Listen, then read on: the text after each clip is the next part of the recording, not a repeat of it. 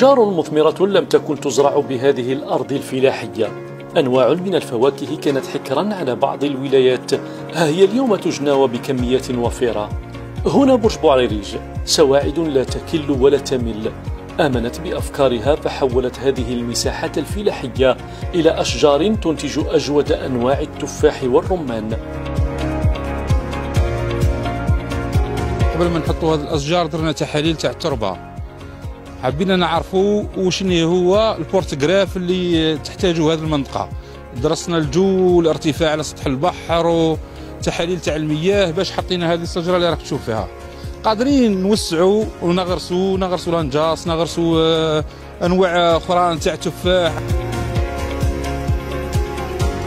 المناخ الملائم في هذه المنطقة الفلاحية جعل من أرضها خصبة لاحتضان مختلف أنواع الأشجار المثمرة، ما شجع الفلاحين لخوض هذه التجربة. الرمان نتاعنا نتاع بلدية تاق العيت هو الأحسن، المناخ نتاعو يساعد لكل الأشجار. الزيتون، تشينا، القرص، الحوامض نتاعو حاجة أخرى، الكرم، التفاح، الانجاص.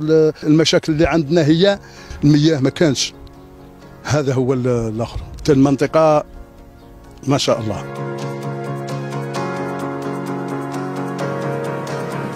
النجاح الذي شهدته زراعة هذه الأنواع الجديدة من الثمار ببرج بوعريريج جعل المصالح الفلاحية المحلية تعمل على توسعة المساحات المغروسة لمضاعفة الإنتاج.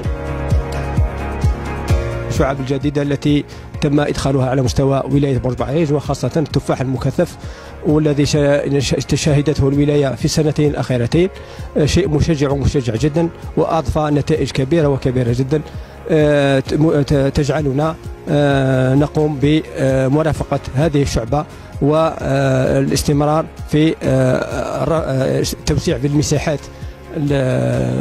المغروسة. توفير المرافقة التقنية للفلاحين وتوسيع المساحات المزروعة في شعبة الأشجار المثمرة، كلها إجراءات اتخذت ببرج بوعريريج لتنويع الشعب الفلاحية، على أمل أن تعمم التجربة على باقي ولايات الوطن.